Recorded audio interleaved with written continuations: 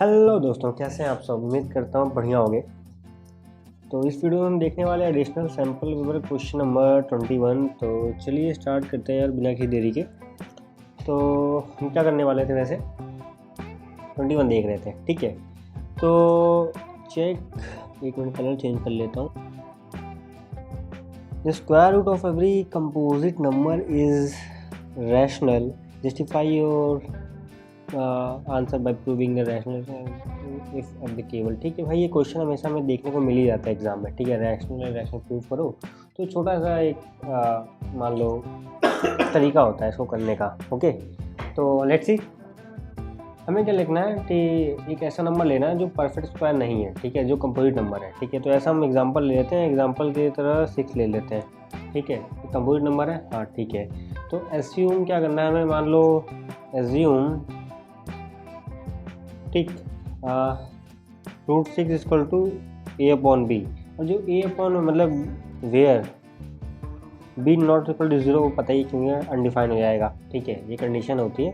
And a and b are coprime क्यों, क्योंकि इनके बीच का सिर्फ एक ही कॉमन फैक्टर है 1 के अलावा और कोई कॉमन फैक्टर नहीं है, ठीक है। को प्राइम, इसलिए आगे वो कट नहीं सकता, ये कंडीशन है, ठीक है। तो हमने क्या किया, ए को हमने ऐसे लिख सकते हैं, ठीक है। तो 6 ए को हम ऐसे लिख सकते हैं, कोई दिक्कत नहीं, ठीक। अब मुझे स्क्वायर करना है बोथ साइड, ठीक है। जब स्क्वायर करूँगा मैं बोथ साइड तो मैं क्या पाऊँगा, ठीक है। तो b² 6 इक्वल टू a², ये मिल जाएगा मुझे, ठीक। अब मैं ध्यान से देखूँ, हाँ b² 6, रैशनल और इरेशनल भी ऐसे ही प्रूव करते थे, कुछ यही सेम करते थे, ठीक है।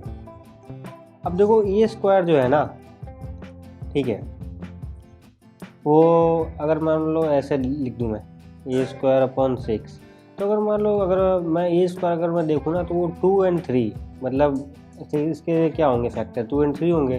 तो 2 से भी डिवाइड हो रहा है, 3 से भी डिवाइड हो रहा है साथ में। और साथ में क्या है a मतलब, और साथ में ये क्या है, दोनों प्राइम नंबर है, ठीक है। कैसे प्राइम है, को प्राइम है साथ में ना, मतलब प्राइम नंबर है, ठीक।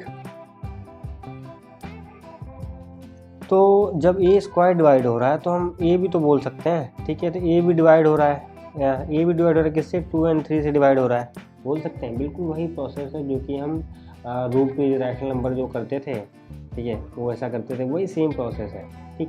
तो हमने मतलब ये तो कंक्लूड कर दिया इससे कि a भी डिवाइड हो रहा है किससे, a divisible by a is divisible by 6, same काम किया, ठीक। तो अब मैं राइट जैसे वो वाला प्रोसेस था वैसे ये सेम प्रोसेस है, a इक्वल टू 6c, ऐसे लेते हैं तो कोई और नंबर, यहाँ भी सेम वही कर रहे हैं, ठीक है। अब स्क्वायरिंग बोथ साइड कर देंगे तो a² इक्वल टू 36c² कर दिया हमने, ठीक है। c क्या इंटीजर है, ठीक है। तो अब मैं ध्यान से देखो कि अब मैं रिप्लेस कर दूँ, ठीक है। a² को 6b² के बराबर रिप्लेस कर दे रहा हूँ, जो यहाँ था ये वाला था, इससे रिप्लेस कर दे रहा हूँ, ठीक है। इसमें रिप्लेस कर दे रहा हूँ। तो ध्यान से देखो 6b² इक्वल टू 36c², ठीक। कुछ कट पिट जाएगा तो हमें मिलेगा b² इक्वल टू 6c², ठीक है। फिर मैं यहाँ से वही चीज़ बोलूँगा, क्या बोलूँगा, जो b² है, ठीक है, इसको ऐसे लिख लूँ तो मतलब तुम्हें दिख ही रहा होगा, जो b² यहाँ से मैं बोलूँगा कि b² जो डिविजिबल किससे डिविजिबल है, 2 और 3 से डिविजिबल है, 6 से डिविजिबल, 2 और 3 डिविजिबल है साथ में, ठीक है। तो b भी होगा 2 और 3 से, बोल दिया, ठीक है। और 2 और 3 क्या है, बहुत प्राइम नंबर है, इसमें कोई दिक्कत नहीं, ठीक है।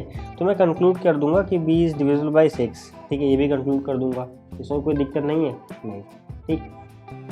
तो अब मैं क्या बोलूँ, तो जब मैंने ये देखा, ठीक है, मैं क्या बोलूँ, मतलब a और b के बारे में दोनों हमने जब ये देखा कि ये दोनों a और b किससे 2 और 3 दोनों से डिविजिबल हो रहे हैं, ठीक है, दोनों से डिविजिबल हो रहे हैं।